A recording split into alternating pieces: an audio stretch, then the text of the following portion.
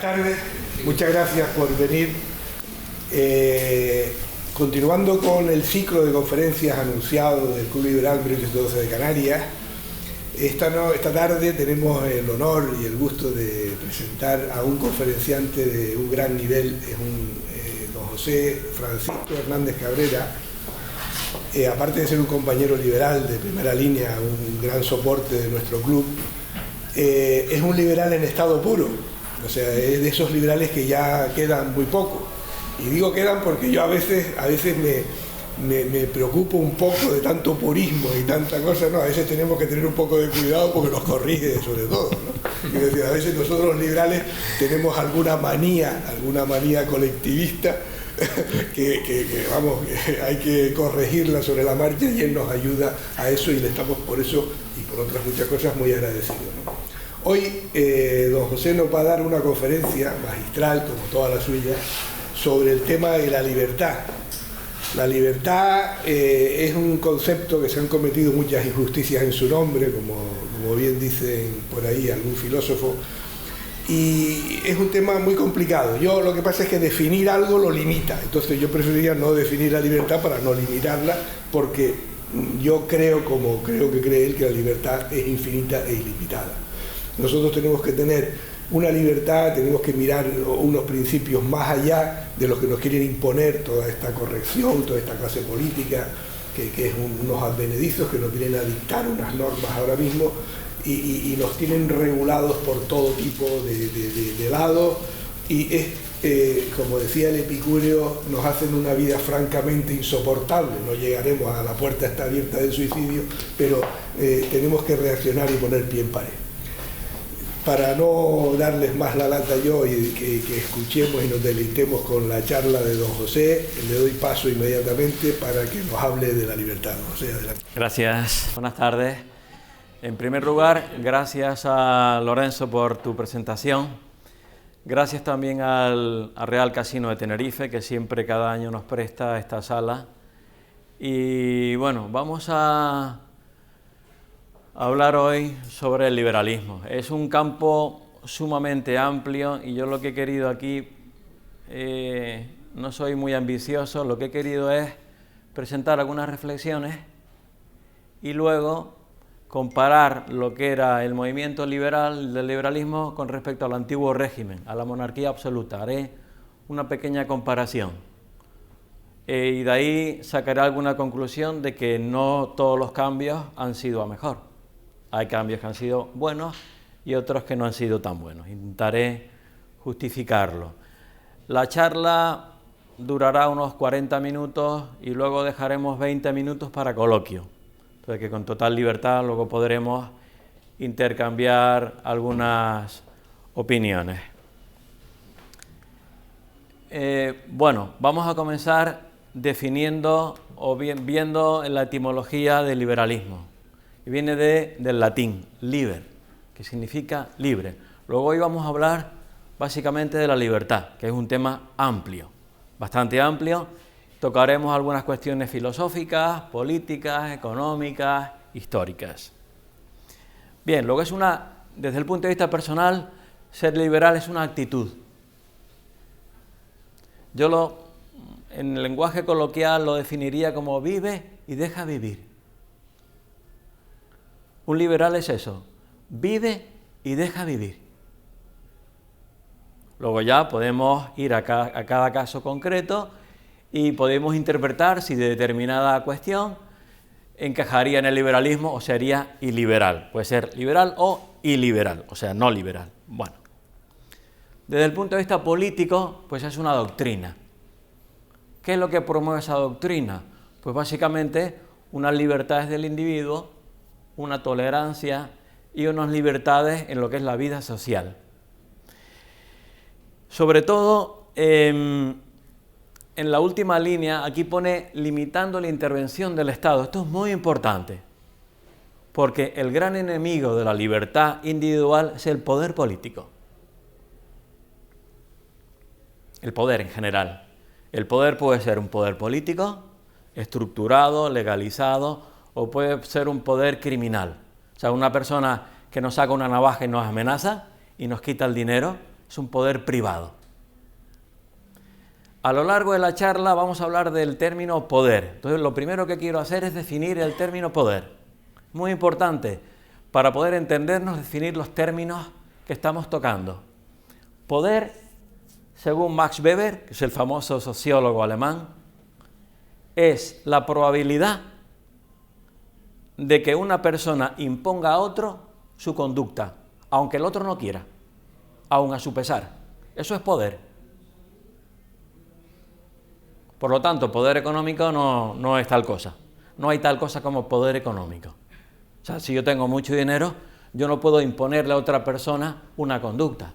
O sea, Mancio Ortega, por ejemplo, no puede obligarme a mí a que compre su camisa, por mucho que él quiera. Tiene mucho dinero, pero no me puede obligar. Por lo tanto, un capitalista, un empresario o alguien que tiene mucho dinero, tiene mucha capacidad adquisitiva, pero no tiene poder. Las relaciones de pareja tampoco son de poder. Se basan en la persuasión, el amor, la convicción, los acuerdos tácitos, los pactos, pero no hay poder. Para que haya poder, tiene que haber una amenaza de violencia o una violencia que se ejerce efectivamente. ¿De acuerdo? Bien, ese es el término poder. Por lo tanto, cuando hablamos de poder político, es el poder que tienen algunas personas sobre el resto, a través de la legislación, básicamente. Vamos a seguir pasando. Esta es otra definición de lo que es el liberalismo. Este señor es un economista argentino muy famoso en los ambientes liberales. Bueno, el origen del liberalismo, digamos, la cuna fue Inglaterra. Entonces aquí tenemos a un autor que es un autor referente. Hay otros autores anteriores como John Locke, Tocqueville, pero digamos que John Stuart Mill es un autor de referencia y obligado a citar en una charla de este tipo. En un ensayo que se titula precisamente sobre la libertad, John Stuart Mill pues va desgranando lo que para él significa esa libertad, en el plano del individuo y también en el plano político. Este ensayo es de 1859, para que veamos que está a mitad del siglo XIX. Bien, luego, el tema de la libertad siempre y del liberalismo es una lucha que es permanente entre el que ejerce poder y la persona que se resiste al poder, porque quiere tener su libertad. Hemos dicho que poder es la probabilidad de que yo imponga a otro una conducta, aunque el otro no quiera, aún a su pesar. Obviamente, cuando a mí se me impone una norma que es en contra de mis intereses, hay una reacción. Siempre la hay. En la medida en que el poder es muy eficiente, la conducta se va consiguiendo. Pero existen leyes, por ejemplo, que no son de fácil aplicación, carecen de eficacia jurídica, que se llama. Hay leyes que simplemente se promulgan, nadie las cumple. Si el gobierno no tiene el poder coactivo de multarnos, sancionarnos o meternos en la cárcel, pues no pasa nada. Se incumple y no pasa nada. Luego el poder es esa probabilidad de imposición de la conducta. Bien, luego el liberalismo es esa lucha eterna que hoy también libramos de otra manera, pero también se libra día a día.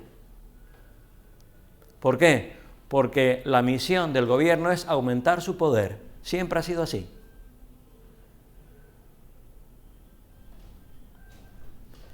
A una persona que le gusta el dinero, pregunto yo, ¿qué quiere tener? ¿Más dinero o menos dinero? Díganme. Si a mí me gusta el dinero, yo quiero tener más dinero. Por la misma regla de 3, si a mí me gusta el poder, ¿qué quiero tener? ¿Más poder o menos poder? Luego, si yo tengo el poder de hacer leyes, ¿esas leyes en qué sentido irán? ¿A limitarme el poder o a amplificar mi poder? O el gobierno, por su propia naturaleza, por su propia dinámica, es expansionista, como el universo tiende siempre aumentar el poder. Por lo tanto, el individuo, si quiere vivir y vivir bien, tener libertad, que le respeten su propiedad, tiene que estar en una lucha constante frente al poder. Es una lucha sin cuartel. Hay gente que se lo toma muy en serio, otros que simplemente se dejan llevar y viven, pero es así. Por lo tanto, según algunos autores que son liberales puros, como dice Lorenzo, o que son libertarios, llevan la libertad hasta el último extremo, hasta las últimas consecuencias. Según para algunos autores, el que exista un gobierno limitado es un mito. No existe gobierno limitado. El gobierno, por su propia naturaleza, tiende a ser ilimitado. Bien. Luego, estamos hablando de que la clase que dirige una sociedad tiene unos intereses propios, que son distintos de los intereses de la gente. Tiene sus propios intereses. Eso hay que entenderlo también. Si no existe tal cosa como interés general. La sociedad son millones de individuos y cada persona tiene sus diferentes intereses. No hay un interés único. Es imposible. Incluso hasta los propios grupos, dentro de cada grupo que es más o menos homogéneo, la gente tiene diversidad de intereses. Bien. Luego, el interés del gobierno no siempre va orientado en el interés del gobernado. Y, por lo tanto, toda la doctrina liberal lo que tiende es a evitar el abuso de poder. Ese es el objetivo, que el poder no se extralimite. Bien, según Stuart Mill, la libertad tiene un límite. El límite es no causar un daño ajeno. Por ejemplo, yo tengo derecho a fumar, sí, pero no me eches el humo a mí. O sea que eso lo tenemos claro. Podemos hacer cualquier cosa sin causar un daño. ¿Qué significa causar un daño? Significa vulnerar derechos de un tercero. Tienen que ser derechos legítimos, ¿eh? No vale decir, no, es que me ofendiste. No, eso no es un derecho legítimo. Eso no es un daño. Es que yo me siento dañado. Sí, pero no es un daño objetivo. Es que tengo la piel muy fina. Pues chico, vete al psicólogo. ¿Te hace daño todo lo que te digo? No. Eso no tiene que ser una violación de un derecho. No vale decir, no, es que yo me sentí dañado. Me sentí ofendido. Bien, eso no es un derecho, digamos, legítimo. Otra cuestión del liberalismo, y ahora lo veremos, es que también supuso un cambio respecto al antiguo régimen. En el antiguo régimen, el rey absoluto, digamos, tenía un poder discrecional, arbitrario, si quieren. Y las constituciones, que empezaron a ser escritas pues, en el siglo XIX, a principios del siglo XIX, la de España, que la veremos ahora en 1812, pues intentaban poner límites constitucionales a ese poder arbitrario. Bien, estos límites constitucionales no han sido eficientes. Por ejemplo, la Constitución española, la actual, dice que los impuestos no deben ser confiscatorios y se fuman un puro, porque no hay ningún límite a la confiscación, ni un solo límite. Es decir, que el IGI que está en el 5%, llega una crisis al 7%, pasa la crisis al 6,5%, hemos estado un año en el 6,5%, llega el nuevo gobierno al 7%. Los impuestos siempre van a más. Puede que tenga algún pequeño retroceso, ¿verdad? Como una rueda dentada que sube y luego baja un poco, pero sigue hacia arriba. Luego, no hay ningún límite. Si mañana el IRPF lo sube en 2 puntos, o el IVA lo sube en 3 puntos o 5 puntos, no pasa nada, como si lo suben 40. No existe ningún límite objetivo que digamos, este impuesto es confiscatorio o no es confiscatorio. No lo hay. Por lo tanto, los límites constitucionales han sido ineficientes para evitar los abusos de poder. Algunas constituciones, en Suiza, por ejemplo, hay límites específicos. Y dicen, el IRPF no podrá ser superior al 20%. En los cantones no puede ser superior al 7%. En las comunas no puede ser superior a tal. Está escrito. Bueno, eso por lo menos es algo. Hoy también es cierto que el gobierno inventa la creatividad para establecer nuevos impuestos es ilimitada. Es una creatividad absoluta. Está el impuesto verde, el rojo, el azul, a las renovables, el otro, el de los hoteles, todo tipo de impuestos. Bien. También existe en el liberalismo un reparo a las mayorías, ya sean de tipo social, de tipo político, de que una mayoría, por ejemplo, puede ejercer un poder tiránico sobre una minoría. Esto puede ocurrir en democracia o puede ocurrir en determinados ámbitos sociales. Por ejemplo, en determinados sitios culturales, las normas morales son muy estrictas. En esta época, que es la época victoriana, la moral en el Reino Unido era una moral muy rígida, era una moral puritana. Entonces también Stuart Mill hace referencia a que existe una tiranía de la opinión pública, por ejemplo.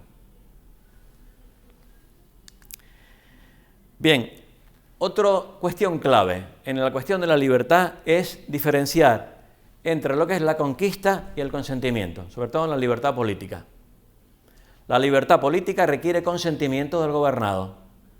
La mayoría de los estados actuales, por no decir todos, tienen su origen en la conquista, en la violencia. Hombre, la gente se acostumbra y al final tú naces en una sociedad y sigues ahí.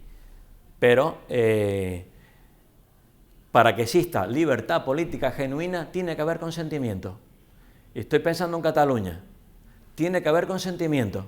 Si la gente no consiente, el poder no es legítimo. Esa es la teoría liberal. Luego podríamos ir al caso en particular a ver hasta qué punto esto se materializa, pero eso es un criterio importante. Tiene que haber consentimiento. Es que la Constitución, sí, la Constitución la votó mi padre, pero yo no había nacido. Yo no he consentido.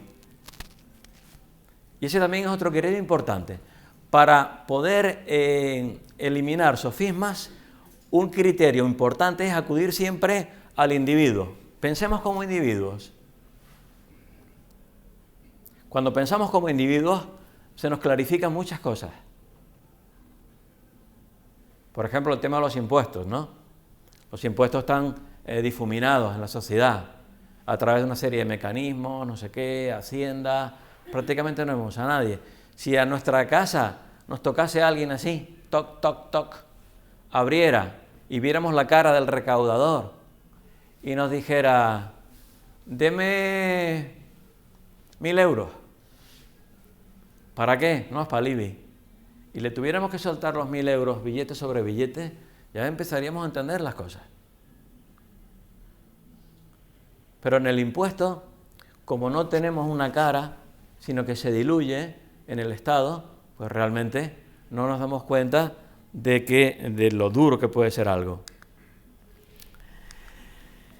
Bien, otro concepto sobre la libertad.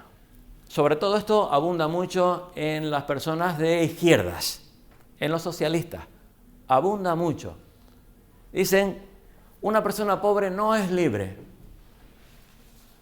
No es libre porque no se puede comprar un coche, no tiene dinero para comprarse un coche. Eso no es libertad.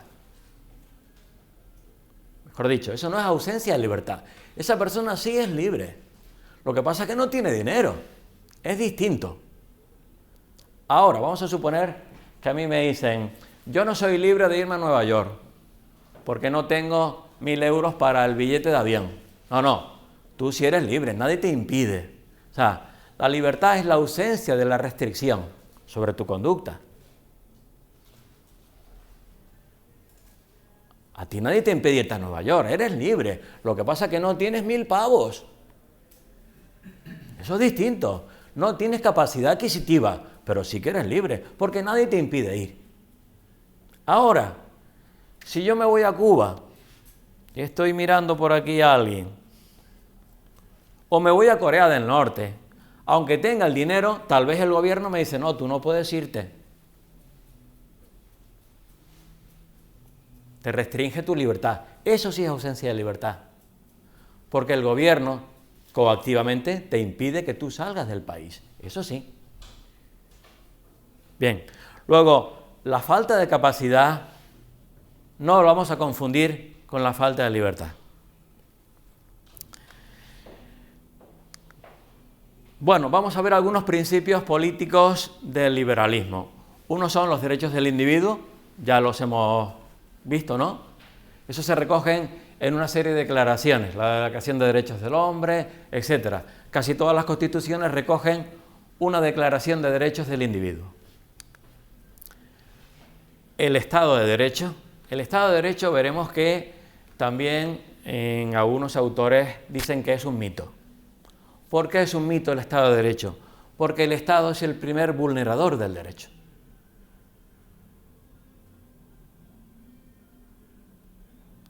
Algunos juristas, como Enrique Gersi, un jurista peruano, dice que no tenemos un Estado de Derecho, sino que tenemos un Estado de legalidad. El derecho es una cosa noble, consuetudinaria, se fue, digamos, decantando con el paso del tiempo. Derecho romano, por ejemplo, era el uso, la costumbre, y luego se codificó, se escribió. Ese es un origen del derecho con mayúscula. Lo que tenemos hoy en día no es derecho, se llama legislación. Es un sucedáneo bastante malo, donde el gobernante discrecionalmente y arbitrariamente pone lo que le da la gana, básicamente. Hace lo que quiere. Hoy es gris, mañana es negro, pasado rojo, le da igual. Ponemos unas ayudas para los mayores de 45, al año siguiente para los mayores de 47, al otro año para los menores de 30, y están continuamente con una madeja legislativa que es puramente arbitraria. Luego, no es un Estado de Derecho, es un Estado de legalidad. Hay unas leyes, sí, pero derecho con mayúscula no hay. El derecho ha sido pisoteado históricamente por el Estado. Sobre todo a partir de la Revolución Francesa. Como el Código Napoleónico. El Código Napoleónico pone cosas así como diciendo, por ejemplo, se garantiza a todos los ciudadanos la libertad de circulación, salvo lo dispuesto en las leyes. Ya está, ya lo arregló. Con la coletilla, salvo lo dispuesto en las leyes, se vulneran todos los derechos. Se reconoce el derecho a la propiedad privada, coma, salvo lo dispuesto por las leyes. Los derechos, papel de fumar.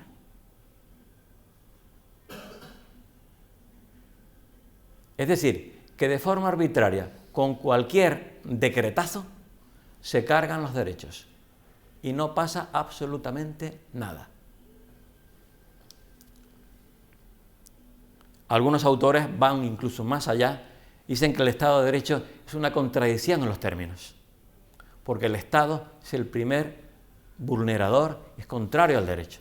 De hecho, el político el derecho le molesta, la legislación, porque no le permite hacer lo que él quiere. Tiene que estar continuamente sorteándola, bordeándola, retorciéndola, reinterpretándola, realmente le molesta. El que quiere ejercer poder, la ley le molesta, porque es un obstáculo a su voluntad.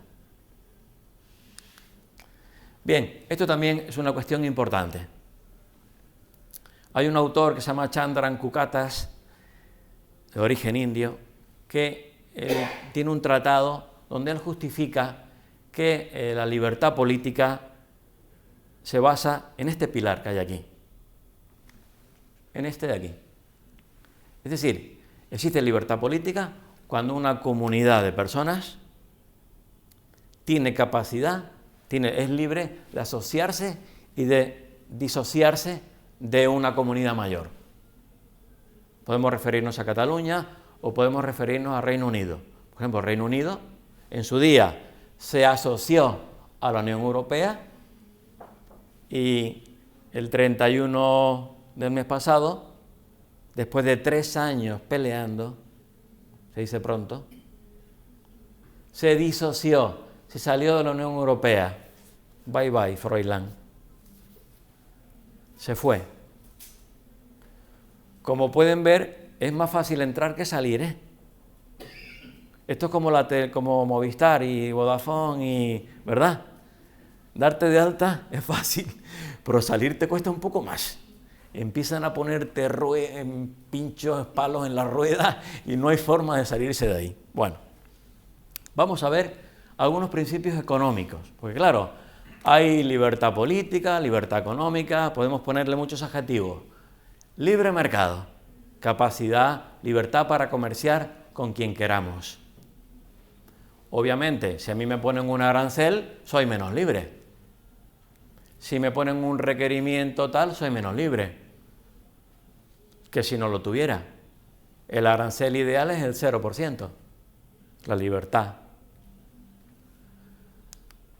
Luego, también podemos ver que esto del liberalismo y la libertad es un tema gradual, no es todo o nada, sino es una escala, se puede escalar. Hay países donde la gente es más libre, otros sitios donde es menos libre. Bueno, propiedad privada también es otro pilar importante. Hay que respetar la propiedad privada. Hoy en día la propiedad privada es bastante irrespetada en general. Nuestra casa no es nuestra casa. Quien decide si yo puedo ponerle un tejado o tal, no soy yo, es el político. El político dice si la casa tiene que tener 3 alturas, 4, hasta el ancho de las puertas. Yo quiero construir un hotel y la norma técnica me dice todo. Prácticamente tengo que coger el reglamento, estudiarlo y aplicarlo. Yo no soy libre de hacer un hotel como a mí me plazca. O coger un terreno y levantar 20 pisos. No, tiene que ser 2 alturas porque este barrio es un barrio bonito. Y yo digo que aquí no cabe 10 alturas. Bien, luego, en todos los ámbitos económicos, la propiedad privada está bastante restringida. Bueno, vamos a seguir. El capitalismo. El capitalismo tiene un sesgo casi siempre negativo, la gente lo ve como algo malo, pero el capitalismo asépticamente es producir con máquinas. Se acabó. No es ni bueno ni malo. El capitalismo lo único que te garantiza es que por cada unidad de producción, el output, el rendimiento es mayor, nada más. No entramos en ninguna valoración ética de momento. Es un sistema económico que produce más. Punto. ¿Por qué produce más? Porque una máquina produce más que 2 brazos. Así de simple. Un tractor hace el trabajo de 100 hombres. Se acabó. Y el que diga que eso es malo es porque no tiene el tractor. Le gustaría tener un tractor. Obviamente, a la gente del tercer mundo le encantaría ser capitalista. Lo malo es que no pueden. No han ahorrado lo suficiente. No han ahorrado. Para que haya capital hay que ahorrar primero. Bueno, vamos a ver ahora esta segunda parte de la charla. Una comparación entre lo que era el antiguo régimen, aquí tenemos a Fernando VII, un rey bastante malo, por cierto, y aquí tenemos la Constitución de Cádiz de 1812, que digamos simboliza ese hito del liberalismo en España. Vamos a ir viendo determinados aspectos que ocurría antes con los reyes absolutos y qué ocurría después en el Estado liberal. Bueno, pues aquí tenemos una tablita y ahí vamos a ir repasando algunas cuestiones. Bien, en el antiguo régimen, monarquías absolutas, obviamente en el Estado liberal la forma de gobierno pues son repúblicas o monarquías constitucionales. Pero no son absolutas, sino moderadas. La Constitución de 1812 pone eso al principio. Dice, una monarquía moderada, le cambió el nombre, ya no es absoluta. Es decir, que el rey no puede hacer lo que quiera. Hay un contrapoder que son las Cortes. Bien. El origen del poder era divino en los reyes y en el Estado liberal el origen pues pueden ser, según los autores, pues puede ser el pueblo, la nación, la Constitución, las Cortes, etc. En el antiguo régimen había multiplicidad de fueros. ¿Qué es el fuero? Bueno, pues digamos el régimen jurídico al que una determinada población está sometida. Después de la Revolución Francesa, prácticamente solamente quedaron 3 fueros. El fuero civil, que era general para todo el mundo, el militar, hay un fuero militar. A los militares tenemos un código penal distinto del resto de la gente y un régimen sancionador distinto del resto de la gente. Y si te portas mal, te meten en una cárcel militar. Y el fuero eclesiástico, que también es un fuero, digamos, que se solapa con el fuero civil. Pero bueno, sigue existiendo ese fuero eclesiástico. En el antiguo régimen, el Estado estaba bastante descentralizado. ¿Por qué? Porque el rey no tenía facilidad de mando y control. No había teléfono, no había WhatsApp, no había comunicaciones, no había carreteras, no había aviones, el barco tardaba a vela, ni se sabe. Para mandar una carta a las Indias, ni se sabe lo que tardaba en llegar. ¿Qué ocurre con el Estado moderno? Pues que, obviamente, el poder puede centralizarse, lo cual aumenta su poder. Al centralizarse, el Estado aumenta su poder. Tienen ferrocarriles, tienen telégrafo, toda esa serie de innovaciones hicieron que el poder llegase más fácilmente a los rincones de la geografía. Obviamente, el liberalismo no fue un continuo, sino que era 2 pasos para adelante, 1 para atrás, había avances, retrocesos. Por ejemplo, Fernando VII abdica, bueno, o le obligan a abdicar en Bayona, pero después de la guerra vuelve, luego se exilia en el trienio liberal, vuelve otra vez en la década 1900. Ha sido un ir y venir, ha sido una lucha entre, por un lado, el antiguo régimen y el nuevo Estado liberal. Eso fue una pugna constante a lo largo de 2 siglos. No fue un continuo, ni mucho menos. Obviamente, a la larga, el Estado liberal se fue imponiendo, porque el antiguo régimen, la monarquía absoluta, no se sostenía. Eso de el origen divino del poder, la gente no se lo creía. Bueno, en cuanto al sufragio, es decir, el voto, pues digamos que se comenzó con un sufragio que era censitario, es decir, que solamente podían votar unos cuantos. ¿Quiénes? Pues los mayores de 25 años, los que tengan rentas superiores a 60.000 reales al año y lo acrediten. Los que varones, las mujeres no. Los que sean españoles, los extranjeros no. Los que sean residentes, avecindados en el pueblo, bien, había una serie de requisitos que determinaba quién podía votar y quién no podía votar. Bueno, en el Estado liberal el sufragio es universal, si bien es cierto que el voto de la mujer pues llegó bastante tarde. Estamos hablando aquí de siglo XIX, pero hasta muchos países, hasta bien entrado el siglo XX, la mujer no pudo votar. En España en el año 31, 1931, en Suiza en el 71, otro día. O sea que son, algunas sociedades son muy tradicionales y no les gustan esto de los cambios. Vale. ¿Qué ocurrió en el Estado liberal? Bueno, pues que hubo una unificación judicial. En el antiguo régimen había multitud de fueros, multitud de leyes que aplicaban diferentes regiones y ellos querían unificarlo todo. Obviamente, los territorios forales se resistían y de hecho en España se ha mantenido el régimen foral, a pesar de que el Estado liberal quería ser tabla rasa, para todos café. El Estado francés jacobino es eso, es la uniformidad total. Uno de los grandes males del Estado liberal y de la Revolución Francesa fue eso, ser tabla rasa, destruir instituciones que eran valiosas, que eran antiguas y que lo que hicieron fue guillotinarlo todo. Dice, vamos a comenzar de cero, porque el cambio es bueno. El cambio por el cambio siempre es bueno. Esto siempre, el progreso es cambiar. ¿Qué hicieron? Tabla rasa. Vamos a quitar todo. Los meses, les llamamos de otra manera. Las semanas, de 10 días, lo cambiaron, pusieron todo patas arriba. Obviamente, la sociedad se resiente mucho y la sociedad es muy vulnerable a los cambios rápidos. Las revoluciones no les va bien a las sociedades. El cambio, para que sea adecuado, para que sea positivo, tiene que ser en la dirección correcta y tiene que ser gradual.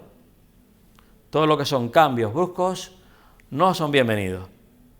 Bien, también en el antiguo régimen el derecho tenía una estabilidad, el derecho era estable, es decir, que las leyes duraban mucho tiempo. Es decir, los estados no estaban continuamente legislando, los monarcas absolutos no legislaban, la ley era una cosa permanente, venía dada, había pocas leyes. Y en el estado liberal lo que hay es un positivismo jurídico, es decir, todo lo que está escrito es derecho, da igual lo que pongamos, está en el papel, en el boletín, eso es derecho. Basta con que esté escrito para que lo reconozcamos como una autoridad, como una fuente de derecho. En lo económico, bueno, me voy solamente a parar en algunas cuestiones. Vamos a fijarnos aquí, en la tradición. En el antiguo régimen, la tradición tenía un valor. Y bueno, la tradición sigue teniendo un valor. A partir de la Revolución Francesa, obviamente, había un menosprecio por la tradición. Era una actitud revisionista, todo había que revisarlo, todo hay que cambiarlo, porque si no cambiamos no estamos a gusto. Fíjense que en nuestro siglo, los políticos, a partir de la transición, el lema FETEN para ganar las elecciones era el cambio. ¿Se acuerdan? Felipe González. El lema de Felipe González era el cambio. Queremos cambiar. Otra sociedad mejor es posible. Cambio, cambio, cambio. Hay siempre una actitud revisionista. Todo hay que revisarlo. Los Reyes Magos, no. Eso hay que cambiarlo. Vamos a disfrazarlos como si fuera Gandalf, el del Señor de los Anillos. Porque el Rey Mago de siempre, eso es rancio. O sea que esta mentalidad liberal, que coincide con la mentalidad progresista de los progres, es que hay que cambiarlo todo. No hay que dejar nada de la tradición. Por esa mentalidad de que el cambio siempre es progreso. Obviamente, eso no es cierto. Cualquier cambio no significa que sea mejor, ni mucho menos. Habrá que demostrar que es mejor. Y otra cuestión muy importante del Estado liberal es que uniformó todo, como si fuera un ejército. Lo uniformó. Por ejemplo, las monedas. Había diferentes monedas. La peseta. Todos la peseta. O el franco. Las otras, prohibidas. Curso forzoso. Moneda de curso legal y forzoso. Es decir, solamente se puede pagar con pesetas. ¿Es que yo quiero pagar con oro? No, está prohibido. Las medidas, los sistemas de medidas de pesos, de volúmenes, eran múltiples en la antigüedad. ¿Qué hizo el Estado? Sistema métrico decimal, para todos café.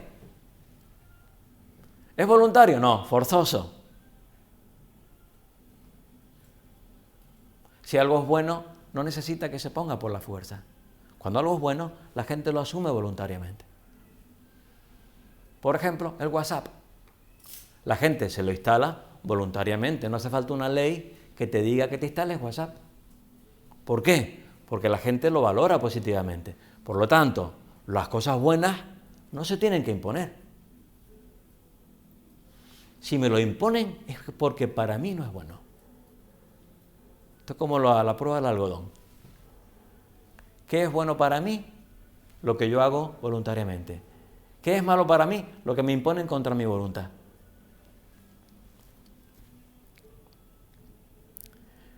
Luego fíjense que el sistema métrico decimal se implantó en España en 1858, la peseta en 1868, luego a mitad del siglo XIX hubo en España una uniformidad, un intento de uniformarlo todo, absolutamente.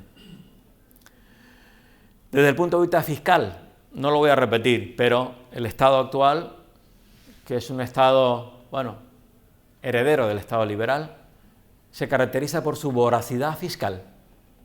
Nunca hay suficientes impuestos. Ahora mismo el gobierno de Canarias está estudiando la posibilidad de poner un impuesto verde, en color bonito.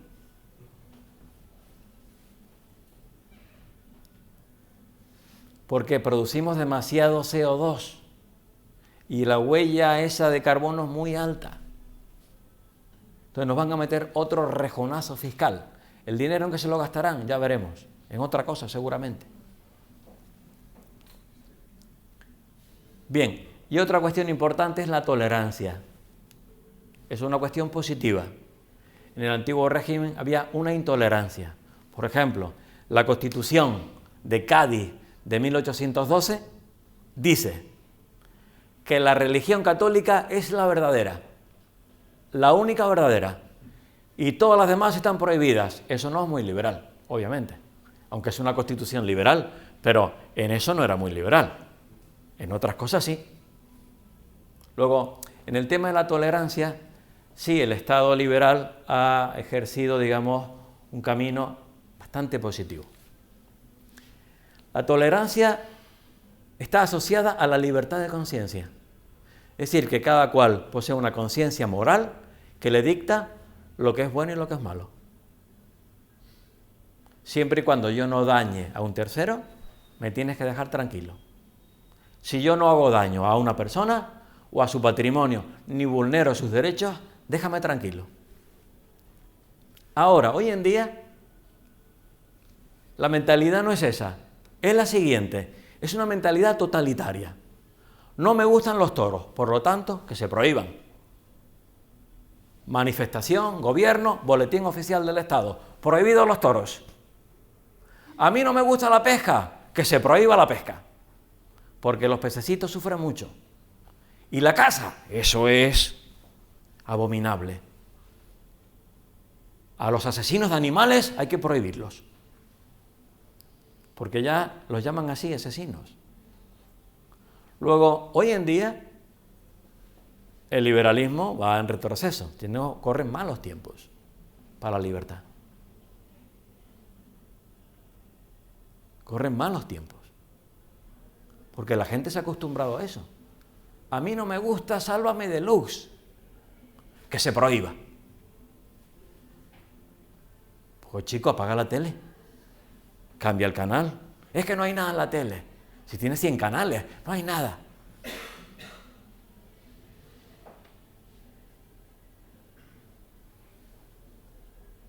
No me gustan los toros, que se prohíban. Manifestación. No me gustan las hamburguesas de McDonald's, que se prohíban. Es comida basura, impuesto. Es un país de dictadores. Cada individuo es un pequeño dictador. Si pudiera, nos fundían los plomos. Un país de dictadores. Cada individuo. En defensa, ustedes ya saben que yo soy militar en la reserva y quería comentarles una cosa.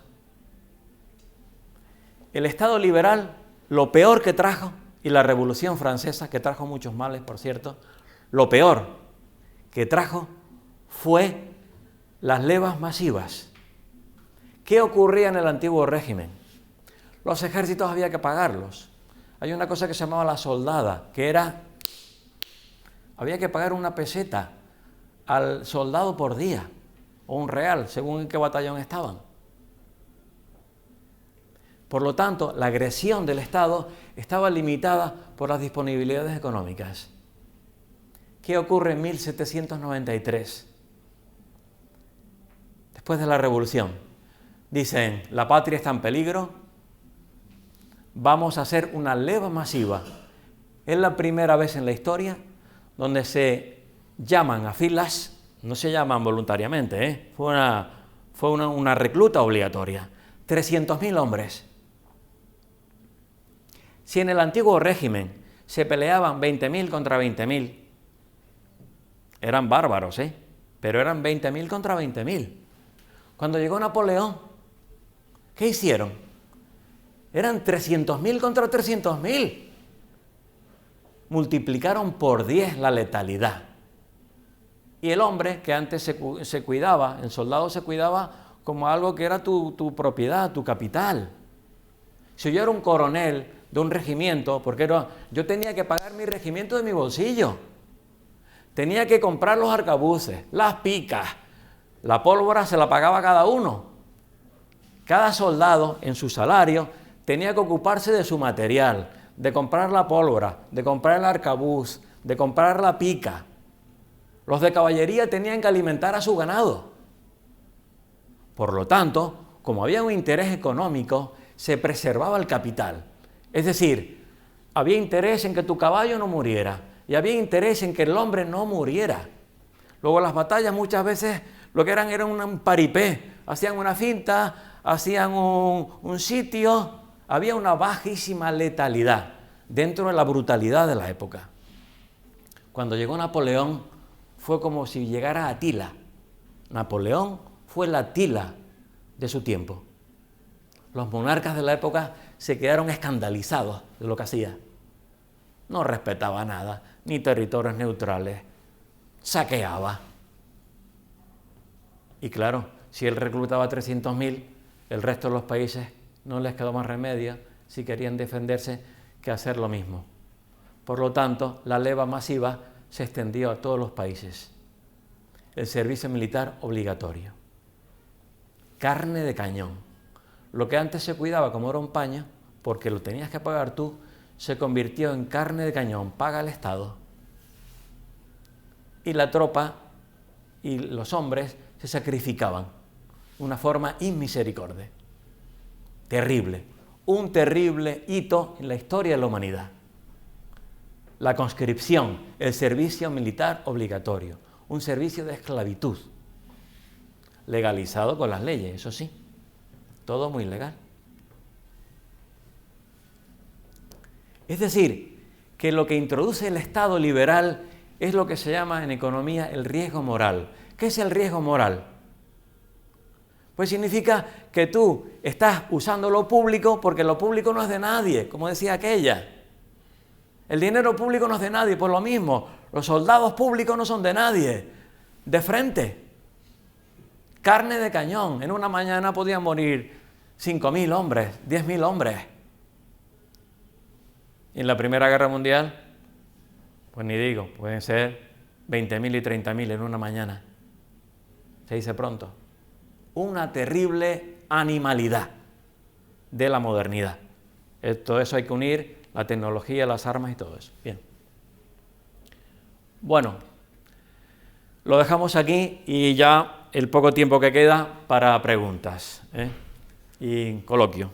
Eso es todo. Muchas gracias.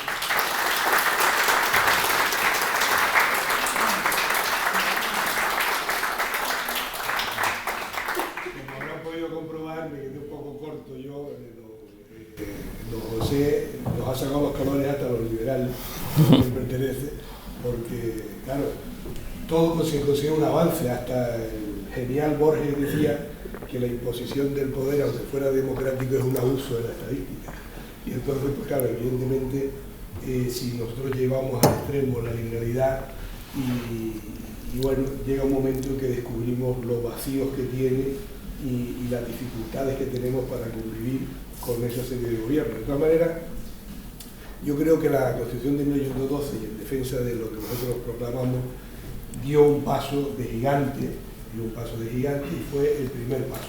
Evidentemente era una cosa muy cogida con alfileres, lo que se pudo hacer, y porque si no, no se hubiera podido de ninguna manera, y al final, pues poco a poco fue saliendo.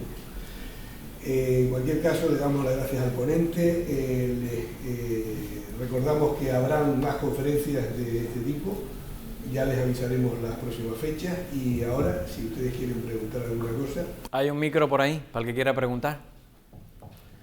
Si quieren, Todos de golpe no, ¿eh? Yo rompo el hielo. Si quieren, Uno por uno, ¿eh? Vayan levantando la mano. Yo rompo el hielo y le pregunto... Venga, venga, dale el micro aquí a don Lorenzo. No hace falta, yo creo que se escucha bien, ¿no? Sí. Me se escucha.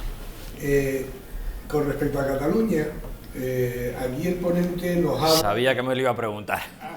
Lo sabía. De que tienen un derecho, pero claro, ese derecho, y entonces hay una contradicción in terminis, como él bien apuntaba, porque él vulnera mi derecho al facilitarle a una persona de Cataluña que pueda decidir cosas que a mí me vulneran. Entonces, claro, ahí ese problema es de muy difícil solución. ¿Cuál es primero el huevo o la gallina? Yo creo que es mi fuero y mi huevo primero que la gallina catalana. Quiere decir, yo entiendo que ellos pueden tener su derecho, aunque yo no se lo reconozca del todo, porque no todo el mundo en Cataluña es partidaria del DUI, y eso lo he constatado personalmente. Yo tengo mucha relación comercial y personal con Cataluña, y hay muchos independentistas, que yo también puedo serlo. Yo escribo en un periódico en Nación Canaria y tal, pero yo no soy partidario del DIU, ni mucho menos. ¿Cómo íbamos a hacer una declaración unilateral de independencia si no tenemos comida ni para 7 días? Quiero decir, entonces yo quiero esa dicotomía que se produce al reconocerle un derecho a una persona cuando sí vulneran los nuestros, es de complicado resolusivo. Pues avíseme a ver cómo lo resuelve. Vamos a ver. Es verdad, vamos a suponer que hacemos un referéndum en Cataluña, ¿no? Y que la población está 50-50, más o menos, 51-49, como el Brexit.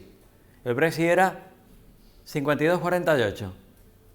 Los perdedores, el 48 que perdió, se quedaron mal. Bien, desde una óptica liberal, como me gusta a mí, que es auténtica, pura. La auténtica soberanía reside en el individuo. Esa es la soberanía más importante, la del individuo. Si de mí dependiera, diría en Cataluña lo siguiente. Esto que digo técnicamente es posible, ¿eh? No es ninguna utopía, es posible hacerlo. Que levante la mano el que quiera ser español. Vale, ustedes se quedan con el DNI español. Que levante la mano el que quiera ser catalán. DNI catalán a cada uno. Y que coexistan en el mismo territorio de forma solapada dos jurisdicciones. Eso es posible. En el pasado convivían solapadas muchas jurisdicciones. Eso es posible. Y todos felices. ¿Tú quieres ser catalán? Catalán. Sanidad al hospital catalán. Hay que partir los activos, claro. Hay que repartir los activos del Estado. Hospitales, las escuelas, infraestructuras. No, doble no. Se parte. Incluso se pueden llegar a acuerdos. Es posible que cada uno tenga la nacionalidad que quiera. Hay otras múltiples alternativas que las tengo en el blog, por si lo quieren leer, ya se los pasaré. Pero es posible solucionar el problema. Ahora, desde la óptica del gobernante no es posible lo que yo digo, porque ellos lo que quieren es poder. Lo que yo digo va en contra, atenta al núcleo del Estado, que es el poder. Y yo lo que quiero es poder para la gente, para el individuo, no poder para el político. El político quiere mangonear y mandar. Y nunca admitiría la solución que yo propongo, porque esa solución le resta poder al político y se lo da a la gente. A cualquiera de los dos. Es decir, que el político tiene una mentalidad de o todo o nada. Es decir, suma cero. Uno gana y otro pierde. Aquí que todos estén contentos, no. Eso no es posible. A ver, Jorge. Sí, le resta poder y creo que también ambos políticos le resta un tejido donde extraer. Claro. Donde seguir mamando. Claro, es poder y dinero. El poder es el poder de coaccionarte para pagar impuestos, obviamente. El poder se manifiesta de dos formas: restringiendo tu libertad, o sea, ordenando tu conducta, y saqueándote el bolsillo. Esas son las dos formas básicas de ejercer poder. Siempre ha sido así. Te digo lo que puedes hacer, lo que no puedes hacer, que es la conducta, y por otro lado lo que me tienes que pagar. Tu salario no es tuyo. Lo que tú cobras no es tuyo. Y eso lo decía Frank Chodorov, un americano muy listo. Decía, nuestra nómina no es nuestra, es del Estado. Y ellos determinan en cada momento qué porción te quedas tú y qué porción se quedan ellos. Si yo fijo el IRPF en el 50%, ¿quién determina quién se queda con cada parte? El Estado. Luego la nómina no es tuya. Y lleva razón. No hay peor esclavitud que la fiscal. Esclavos del Estado. Esclavos fiscales. Siguiente pregunta. Buenas noches. Yo pienso que si se hiciera un referéndum, no sería un referéndum de Cataluña sola, porque Cataluña forma parte de España y no es que ellos tengan derecho a decidir. Tenemos derecho todos los españoles de que no rompan España, que es de todos, ¿no? Sí, yo pienso que el referéndum solamente, caso de que fuera, solamente tendría que hacerse en Cataluña. Pero no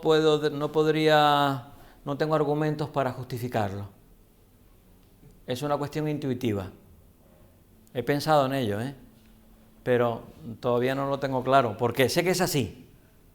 Sé que si Escocia se quiere independizar del Reino Unido, los que votan son los escoceses. Eso es intuitivo. Ahora, no tengo una argumentación más allá de esa. Seguramente alguno de los aquí... Era una nación independiente, claro, que se unió de manera voluntaria al Reino Unido. Y ahora, teóricamente, tiene derecho a romper la unidad, a disociarse del Reino Unido. Cataluña nunca lo fue. Eran unos condados que andaban siempre más de pleitos entre ellos. Los pescadores que estaban allí haciendo un robo con Francia, con tal, claro, que nunca tuvieron una identidad propia concreta. Fíjense que solamente hay un... Cataluña era solo un organismo de recaudación de impuestos, y cuando hablan que es el 180 presidente de la Generalidad, podría haberle dicho el 180 recaudador. Hasta empezó a tener relevancia política, pues un poco durante en la Segunda República y en el periodo constitucional actual. ¿Tiene sentido decir que eran el puerto de Aragón? ¿Perdón? ¿Tiene sentido decir que eran el puerto de Aragón? Yo creo que sí, ¿no? Puerto de pescadores de Aragón. ¿Cómo Santa Cruz era el puerto de Aragón? Totalmente. Bien, yo creo que el argumento histórico no es suficiente para impedir la secesión. Porque hay gente que dice, no, es que Cataluña nunca fue un reino. Bueno, entonces ¿Granada sí tiene derecho al referéndum? Pregunto. ¿O León tiene derecho al referéndum porque en su día fue un reino independiente de España? Luego el argumento histórico hace aguas. Yo creo que el argumento debe de ser más bien de tipo político y filosófico, que es lo que antes comenté, es decir, el consentimiento. Porque la gente puede, vamos a ver, en Canarias, por ejemplo, Canarias fue conquistada. Luego, ¿cuál es la legitimidad de origen? ¿Cuál es la legitimidad originaria de España sobre Canarias? La conquista. Vale. Pero si los canarios estamos bien y consentimos y no queremos independizarnos, pues muy bien. Eso no tiene mucho sentido porque aquí descendientes de guanches puros no creo que haya ninguno. No hay ningún descendiente puro en ningún sitio. Entonces, somos la mezcla por eso. De sangre de los conquistadores con los... Claro, no, he dicho...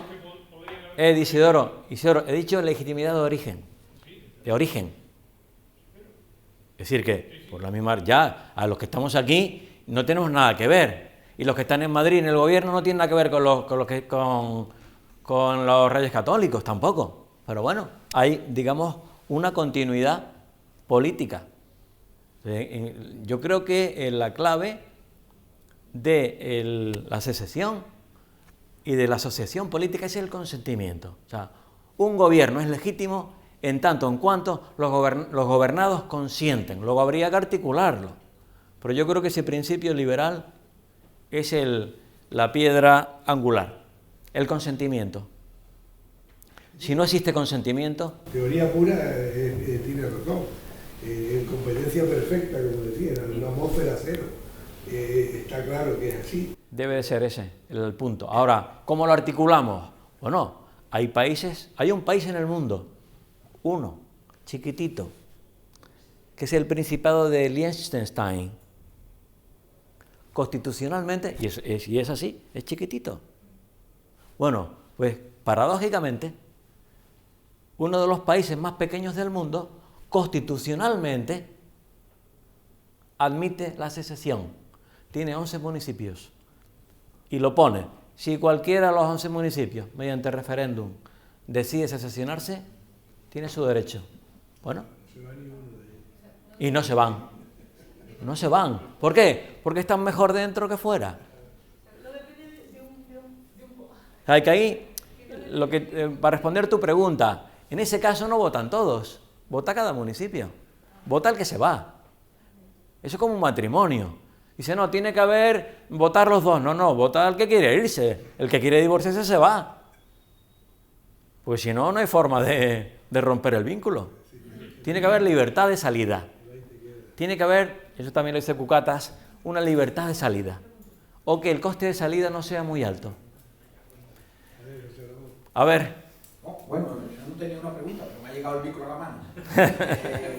Aprovecharé el momento para comentar que creo que has pasado de puntillas por uno de los elementos que a mí más me han llamado la atención, y es el hecho de que en un Estado liberal, el anterior quizás, el penúltimo, la tolerancia. Sí. Yo creo que la tolerancia es algo que justifica muchos de los males del Estado liberal, por lo menos a los que sabemos cómo nos suelen tocar las cartas. Si estamos en el antiguo régimen, lo vamos a pasar peor, porque dudo que estemos en los altos privilegios. Sin embargo, en un Estado liberal siempre existe la esperanza de que gracias a esa tolerancia, respeto, orientación sexual, raza, religión, creemos que nos da mucha más libertad para prosperar, dentro de todas las limitaciones que establece el Estado liberal. Pero el antiguo régimen estás acotado, estás ahí marcado por unas paredes de piedra que no vas a poder salir de ellas. Mientras que en el Estado liberal siempre al menos tienes la esperanza. Yo creo que la tolerancia es un elemento tan positivo que justifica, no voy a decir que la voracidad fiscal, pero casi. Porque claro, que la voracidad fiscal también, si llegamos al 51%, eso no es voracidad fiscal, eso es obsceno, que es a lo que podemos llegar en la actualidad. Pero, si tuviéramos que elegir dónde vivir, entre vivir con el diezmo, con la voracidad fiscal, la intolerancia moral y religiosa y la tolerancia, yo creo que tenemos claro que ha habido un avance significativo. Correcto, también ha habido un avance muy grande en lo que es la movilidad social. Antiguamente, no lo comenté porque ya iba un poquillo justo de tiempo, pero es verdad, en la sociedad estamental, tú nacías en un estamento y te morías en el estamento. No había ninguna posibilidad de mejora. No podías ni mejorar ni empeorar. Entonces, en una sociedad abierta existen muchas oportunidades. No hay igualdad de oportunidades. Es imposible. Ojo con el mito de la igualdad de oportunidades. No hay ni puede haberlo. Hay diversidad de oportunidades. Cada uno tiene su oportunidad distinta. Pero no podemos tener las mismas. Es una imposibilidad de todo tipo. Bien, luego hay una movilidad social, que el rico puede ser pobre y viceversa. Los pobres son más pobres y los ricos son más ricos. Mentira, otro mito, otra frase lapidaria que estamos hartos de escuchar. No es verdad. La gente cambia, eso se ve en las empresas. Hay un fundador que la monta, llegan los hijos que la tal, los nietos la destruyen. Así, es el patrón habitual. Es decir que en un Estado liberal, la gente no es rica o pobre, sino está rica o está pobre. Es un estado transitorio, la riqueza. No es una condición permanente. Por aquí, Jerónimo. Antes comentabas la exención de de la regla de este pequeño estado, que no sé por el nombre, pero no sabemos dónde está. Está entre Suiza, Sí, por ahí voy. al este de Suiza y al oeste de Austria. Bueno. Entre Suiza y Austria. Pues viene a cuento de que... Es un principado y el príncipe tiene derecho de veto sobre el Parlamento, todavía, como en la época de Fernando VII. Todavía. Y el Parlamento puede vetar una ley que haga el príncipe. O sea, es una reliquia que queda del antiguo régimen. Y, perdón, y el nivel de vida, la renta per cápita son $80.000 per cápita y por año. Ojalá Felipe pudiera vetar a Sánchez. Ahí tenemos el antiguo régimen, lo mal que le va. Bueno, siguiendo con la perorata, comentaste al final que eso estaba contemplado en su constitución. Sí, correcto. Pero es que el caso nuestro no lo contempla. Sí, cierto. Eso es otro argumento. Eso es un argumento legalista. No está en la Constitución, no hay nada que hablar. ¿Tú te has basado en eso para decirlo? No, es un argumento. Más. Vamos a ver, el tema que está a favor de la secesión o en contra son varios. Está el histórico, el argumento histórico. Según cómo lo mires, puede servir o no. La gente cambia. La Constitución, yo no la voté. La votaron, pero la votó tu padre. Pero yo no tengo que heredar lo que decida mi padre. La Constitución no está escrita en piedra. Es un papel, está al servicio de la gente. No puede ser un obstáculo la Constitución para el deseo de la gente. Pero el catalán tipo Caldera, Lo que hay que ver si ese deseo es legítimo o no. Esa es la cuestión. Tiene que haber unas reglas, si no... Sí, reglas hay. Pero la Constitución no puede ser un corsé en el cual tú no te puedas salir de ahí. Es un argumento no liberal. Bueno, por ahora, pero se puede cambiar y claro, se puede cambiar, se puede cambiar. Hay que cambiarla, ¿no? Ahora, se puede cambiar. entre todos. o sea, no se puede hacer la escisión de Cataluña. Es decir, En que este momento, esos argumentos la Constitución, hay que ver. Yo creo que el liberalismo lo que quiere es intentar que cada individuo, es como el utilitarismo, ¿no? Que cada individuo esté bien. ¿Que tú quieres ser catalán? ¿A mí me perjudica que tú seas catalán y yo siga siendo español? Yo creo que no. ¿En qué me perjudica? ¿En qué me perjudica? Si la gente, tú no puedes obligarla a alguien que se sienta de una forma. Sobre todo si hay una mayoría que ya es considerable. Yo daría el carné a cada uno como quisiera. A ver, que levante la mano el que quiere ser... Y ya está. Yo creo que el tema se está planteando como si las dos partes en conflicto, utilizando la palabra que no se quería mencionar hasta hace poco tiempo, estuvieran en igualdad de condiciones y fuera una pelea, un pugilato en el ring con un árbitro y esto no es así. Esto es una pelea entre dos poderes que quieren imponerse y lleva ganando el mismo poder, imponiendo sus reglas, impidiendo que se pueda estudiar en castellano, impidiendo que puedan tener acceso a la función pública personas que no dominan el catalán, haciendo una labor de repartir los cargos públicos y de funcionarios entre estas personas que hablan el catalán y atrayendo económicamente a su causa con el dinero de todos y pagando con el dinero de todos a sus militares. De tal manera es así que la mayor parte de las esposas o miembros del gobierno catalán también son funcionarios y están colocadas en puestos para las que no tienen la habilitación correspondiente. Sí, es verdad. Y Sí. con el dinero de todos se pueden crear acólitos, sobre todo cuando el dinero es abundante.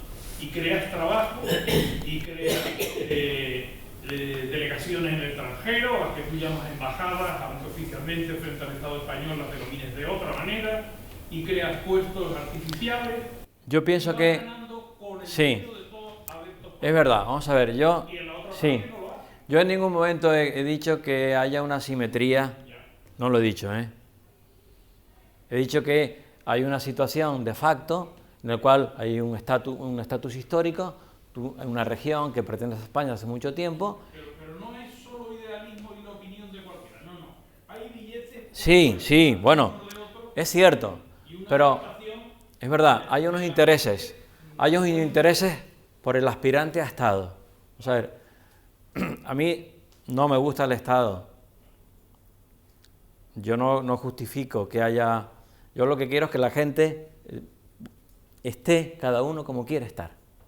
Pero con su dinero, cada uno con su dinero. Bien. Si las regiones empiezan a buscar la independencia de facto por la vía de los cáncamos esos, ¿verdad? Es porque no existe un cauce. Si fuese todo Liechtenstein, no haría falta todo eso. Sencillamente dirían que se haga el referéndum. Es decir, que en ocasiones eso es la válvula de la espita por donde sale la no posibilidad de la secesión, para mí. Si se pudiese votar constitucionalmente, todo eso sobraba. No haría falta que estuvieran haciendo 40.000 cáncamos y 40.000 fraudes y 40.000 historias. Directamente irían a votar. Ojo, de la misma forma que Cataluña tiene derecho, supuestamente, ¿no? Vamos a darlo por argumentalmente, vamos a suponerlo, que una región tiene derecho de secesión sobre otra comunidad política superior por la misma regla de 3.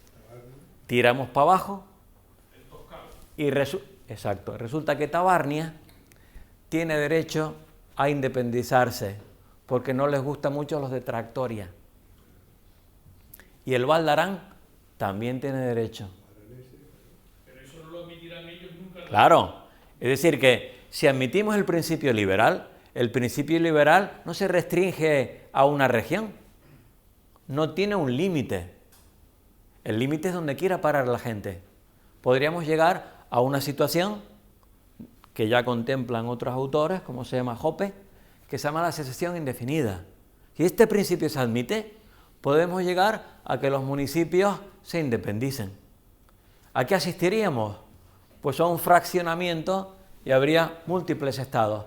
¿Hasta qué nivel se fraccionaría? Hasta donde la gente quiera parar. Habría en España 500 Andorras, 700 Andorras. Los cantones de... Por ejemplo. Pero ese melón no creo que se llegue a abrir. Bueno. Recuerdo que una de las primeras medidas, yo creo que ese nacionalismo no es pacífico, porque una de las primeras medidas que proponía Puigdemont era volver otra vez a la leva y al establecer un servicio militar obligatorio. Bueno, claro, los nacionalismos, ninguno es pacífico. Todos los nacionalismos son agresivos. Es uno de los grandes males que ya hemos vivido en el siglo XX. El siglo XX ha sido el siglo de los nacionalismos. Es decir, el siglo de la muerte y la guerra, por millones. Obviamente, cuando hablemos de nacionalismo, tenemos que echarnos a temblar.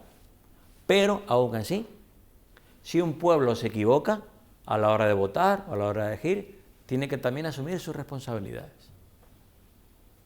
Lo que no vale, lo que no es liberal es decir, no te dejo por tu propio bien. Eso no es liberal. Tengo que dejarte que te estrelles. A ver, la última, ¿verdad que es un poco tarde ya? Sí, Pepe, yo quería hacerte una pregunta, bueno, más que una pregunta, un comentario, ¿no? Que es que hemos estado un poco haciendo una contraposición con la Revolución Francesa, ¿no? Y ese Estado liberal, pero en el contexto como más europeo, ¿no? Y es verdad que hay un hito paralelo también, ¿no? En América, han estado en las colonias, ¿no? Con una revolución que también es de corte liberal, pero quizás con unos valores un poco más, que empiezan un poco más con esa definición inicial que dabas de liberalismo, ¿no? Entonces, pues era preguntarte un poco, o sea, simplemente pues traer un poco a colación, ¿no? Si efectivamente esa constitución, ¿no? Que se crea un poco en paralelo a la francesa, sí que entronca un poco mejor con esos valores liberales e incluso el por qué esa deriva, ¿no?, en un sitio y en otro. Claro, vamos a ver, en Estados Unidos es lo mismo, hay una constitución liberal. Lo que ha ocurrido es que con el paso del tiempo el Estado ha ido creciendo, ha ido cada vez asumiendo mayores competencias, mayor legislación, mayor imposición, hasta convertirse en una potencia imperialista, contraria a los principios liberales. O sea, aquí un Estado liberal es Suiza, no intervencionista. Suiza tiene su milicia, que es una figura liberal, ¿verdad? Milicias populares, pero Suiza no se mete a invadir ningún país, a imponerle la democracia. O sea, vive y deja vivir. La norma liberal, volvemos, vive y deja vivir. Lo que hace Estados Unidos hoy en día es una potencia imperialista, expansionista, y no sé, invadiendo Vietnam, que está a 13.000 kilómetros. Eso no tiene sentido. Eso no es liberal. Sí, fue liberal. Cuando fundaron los padres fundadores, en su día era liberal. Hoy en día, el Estado es un leviatán, el Estado americano. Miles de regulaciones, lobbies. No sé cuántas bases hay fuera de Estados Unidos. 200 bases puede haber fuera de Estados Unidos. Eso no es liberal. El liberal se queda en su casa y dice, los demás, es que a las mujeres las atacan en Afganistán. Muy bien, me parece mal. Es que hay que mandar un soldado. ¿Y por qué no vas tú? O Venezuela. No, es que la comunidad internacional tiene que invadir Venezuela. ¿Y quién es la comunidad internacional? Volvamos al individuo. Un chico de Cuenca que tiene 20 años va a ir a morir a Caracas. ¿Y por qué? O de Wisconsin. Un chico de 20 años que es de Wisconsin y tiene que ir a morir a Caracas. ¿Más no hay hombres en Venezuela o qué? Eso no es liberal. Liberal es que cada uno se responsabiliza de lo suyo. ¿Tú quieres combatir el yihadismo islámico? Vete tú. ¿Tú quieres recuperar Venezuela? Vete tú o paga tú. Contrata a un mercenario y que elimine a Maduro. Paga tú. Pero nadie tiene que ser obligado a luchar por otro y a perder la vida o a matar a otro que no conoce de nada. Eso no es liberal. Liberal es lo que hizo Muhammad Ali. Eso es un hombre. No porque sea boxeador, eso es un hombre valiente. Le quieren mandar a Vietnam. Y le dicen, usted reclutado, el draft, para ir a Vietnam, a 13.000 kilómetros, a matar chinos. Y el tipo dice, vamos a ver, ¿por qué tengo que ir yo a matar allí a un pobre chinito en el barro, un desgraciado? Él a mí no me ha hecho nada. ¿Por qué tengo que matar a un desconocido? A mí no me ha hecho nada nadie de Vietnam. ¿A ti te han hecho algo? Vete tú, senador, vete tú. Congresista, vete tú, manda a tu hijo tú. Yo no tengo por qué ir a Vietnam. Méteme en la cárcel. Es lo que dijo Muhammad Ali. Envíame a la cárcel. Con unos cuantos como Ali no hubiera habido guerra de Vietnam. Pero faltaron hombres valientes. No hubo suficientes jóvenes valientes que dijeran, a mí no me han hecho nada esos chinos allí. Vete tú. Lamentablemente, la gente obedece, primer tiempo de saludo y allí, a la selva, a matar chinos o a morir. La comunidad internacional está siempre pidiendo ayuda a Estados Unidos cuando hay un conflicto local. Claro, quieren que los muertos los pongan ellos. Los muertos que los pongan otros. Pero es que el peor ejemplo no es Estados Unidos. Estados Unidos es un mal ejemplo, pero no es el peor. Por lo menos no se quedan en los sitios. No. En otras cosas, pero Los rusos, los cubanos, no es un buen ejemplo no es un ejemplo liberal tener que estar interviniendo Cuando digo intervenir es mediante la violencia, en la casa de otro. Eso no es bueno. No va, ¿no? ¿En dónde? En los Balcanes. Sí, yo he estado. Y hasta que no vinieron los americanos, pusieron un poco de pared, los alemanes y los austriacos veían cómo se mataban. Sí. Dicen, y los franceses que los italianos pasaban algunos a tirar también allí, a divertirse el fin de semana. Sí, pero yo pienso que la defensa nacional es defensa nacional. La defensa nacional tiene que ser... Pero es que no es mi responsabilidad. Vamos a ver, si en Burundi, Isidoro, si en Burundi se matan a machetazos los Tutsis y los Hutus, yo no soy culpable de eso. El que se sienta culpable que vaya. Un soldado español o americano o chino no tiene por qué ir a parar esa matanza. La matanza es terrible. Pero yo no tengo por qué ir, no es mi responsabilidad. La ONU es un nido. Mira, ahora que lo comentas, la ONU es un buen ejemplo de lo que no debe hacer una organización. La ONU se impone y ocasiona guerras. Por ejemplo, en Somalia. La ONU se emperra en que en Somalia haya un Estado al uso, un Estado-nación al uso. No, ellos no quieren vivir así. No es liberal imponerle a un pueblo que es tribal, que son nómadas, un sistema de vida, de estatal, que es propio de otras sociedades. Eso no está bien hecho. De hecho, cada vez que la ONU se mete, impone un gobierno con un parlamento y tal, hay una guerra entre tribus, porque ellos no quieren eso. Es un error garrafal imponerle a la gente lo que tú consideras que es el bien. La fuerza, vamos a ver, esto tengo una cuestión también, un principio liberal. El Estado, esto lo decía John Stuart Mill, el Estado no tiene por qué imponerle a la gente que sea buena. El Estado solamente está para evitar que alguien sea malo. Es muy triste que en algunos países la gente se mate, pero no es mi responsabilidad. A España vinieron a combatir las brigadas internacionales. Bueno, pero vinieron ellos. Gente, fulanito de copas, nombre y apellido. Viene de su casa con su dinero y, bueno, está bien. ¿Tú quieres matar? ¿Tú quieres luchar por la República? Me parece bien. Pero tú, peleas tú con tu dinero y te matan a ti. Pero yo no tengo que enviar a nadie a un matadero porque a ti te parece bien, te parezca bien, o porque tú creas que es lo justo, o porque tú quieres arreglar el mundo. ¿Quieres arreglar el mundo? Vete tú. Bueno, pues yo creo que ya aquí lo dejamos. Pues gracias y hasta la próxima.